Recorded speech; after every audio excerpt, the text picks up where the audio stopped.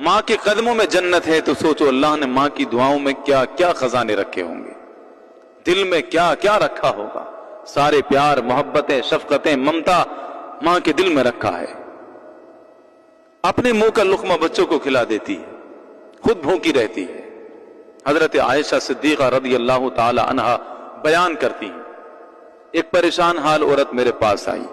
تھکی ہاری، چہرے سے فاقے کے آثار ظاہر تھے، گود میں 2 بچیاں تھیں، میرے پاس دینے کے لیے بہت کچھ نہیں تھا، صرف 3 کھجوریں تھیں، وہ 3 کھجوریں میں نے اس کو دی، اس نے 2 کھجوریں اپنی بچیوں کو کھلائیں اور 1 کھجور خود کھانا چاہتی تھی،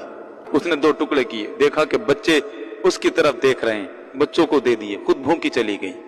یہ بات میں نے حضور سے بیان کی، حضور ایک عورت آئی تھی، اس نے یوں کیا، سارا ماجرا بیان کیا، حضور مسکرائے اور فرمایا فإن اللہ قد اوجب لها بها الجنہ، اللہ نے اسی کے صدقے اس پر جنت کو واجب کر دیا۔